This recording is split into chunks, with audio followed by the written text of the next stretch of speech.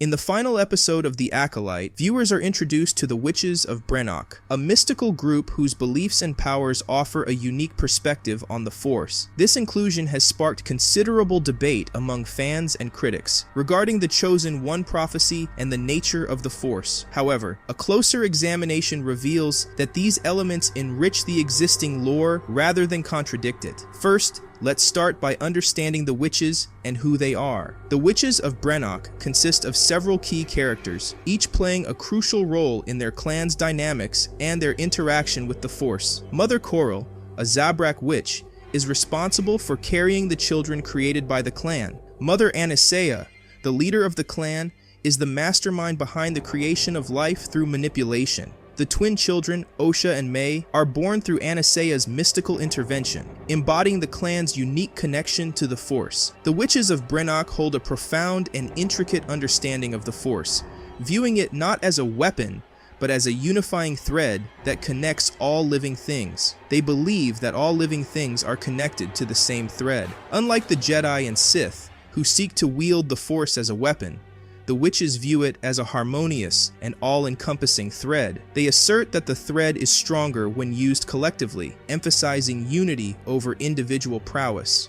Furthermore, the witches reject the notion of light and dark sides, instead seeing the Force as a singular, unified entity. Despite their deep connection to the Force, the Witches of Brenok were hunted and exiled to the planet of Brenok. Their methods and powers, which some considered dark and unnatural, attracted the ire of those who feared their abilities. This fear led to their persecution and eventual exile, isolating them on Brenok where they could continue their practices away from prying eyes. The witches' use of the Force, particularly their ability to create life and merge their powers, was seen as a threat by many. The Witches of Brenok possess a range of formidable powers, some of which are highly sought after by the Sith. They can combine their abilities to amplify their strength within a single individual, a practice known as merging powers. Their ability to create life, a power coveted by the Sith, adds a new dimension to the lore surrounding the Force. Additionally, they can influence and corrupt minds, further highlighting their potent connection to the Force. The introduction of Osha and May in The Acolyte has led some critics to argue that their existence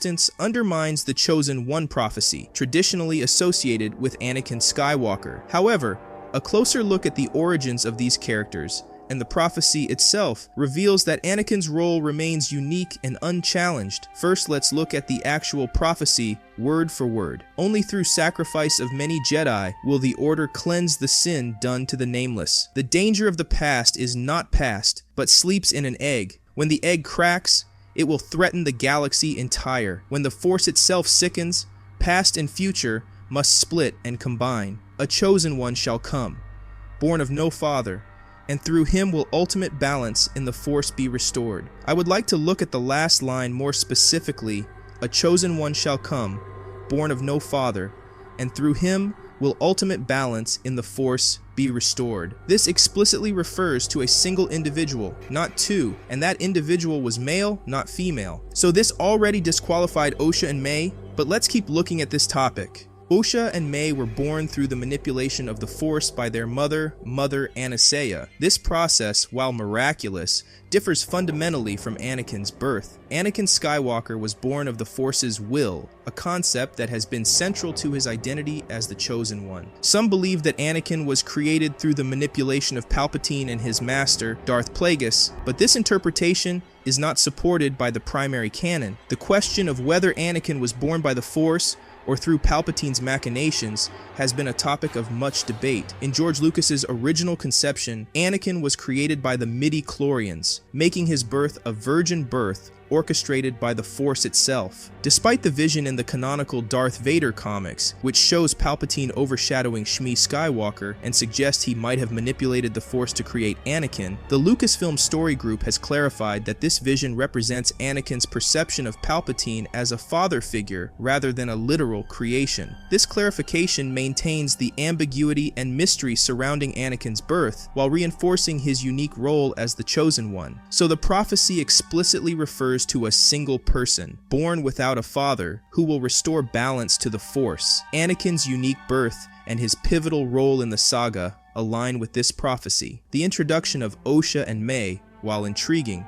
does not contradict or diminish Anakin's place within the Star Wars mythos. Instead, their existence and the powers of the Witches of Brenok add depth to the broader understanding of the Force and its mysteries, including the concept of creation and manipulation. Some critics argue that the idea of manipulating the Force to create life, as depicted with the Witches of Brenok in the Acolyte, undermines the established canon. They refer to Palpatine and Darth Plagueis' attempts to manipulate the Force and the subsequent creation of Anakin Skywalker to balance these actions. However, this perspective overlooks the depth and nuance that these new elements bring to the Star Wars lore. The notion that manipulating the Force cannot be done and ruins canon is based on a specific interpretation of events. In the lore, Darth Plagueis and his apprentice, Palpatine, sought to manipulate the midi-chlorians to create life and cheat death. Their efforts were ultimately seen as unnatural and a distortion of the natural order of the Force. In response, the Force itself is believed to have created Anakin Skywalker to restore balance,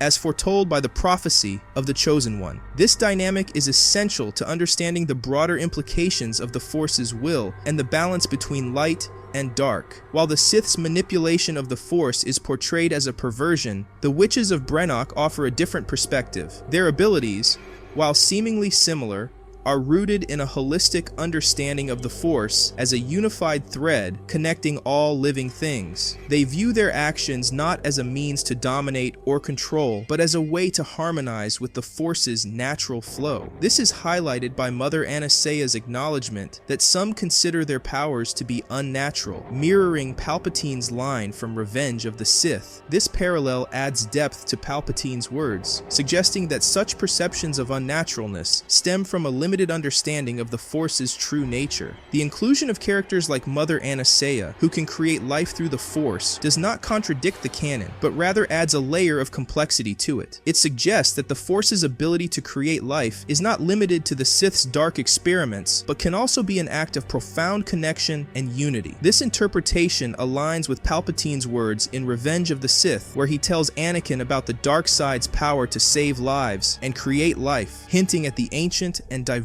knowledge of the Force that exists beyond the Jedi and Sith dichotomy. The introduction of the Witches of Brenok also underscores how the Jedi have historically had the final say in how the Force should be used, often labeling practices they disapprove of as unnatural or dark. This perspective can be seen in their persecution and exile of the Witches of Brenok. The Witches' different approach to the Force challenges the Jedi's monolithic view and suggests a broader spectrum of Force practices. Furthermore, the Sith's interest in the Witches' power to create life indicates that they might have discovered this ancient knowledge through their encounters with groups like the Witches of Brenok. This connection suggests that the Sith's pursuit of ultimate power and knowledge of the Force may have been influenced by such groups, adding a historical depth to their dark ambitions. In conclusion, the depiction of Force manipulation by the Witches of Brenok enriches the Star Wars universe by expanding our understanding of the Force's capabilities. It reaffirms the idea that the Force is a complex and interconnected energy field, capable of profound and varied manifestations. Anakin Skywalker, as the Chosen One, remains central to the prophecy, his unique birth and destiny untouched by these new revelations. Instead, these additions offer fans a deeper appreciation of the rich tapestry that is the Star Wars mythos.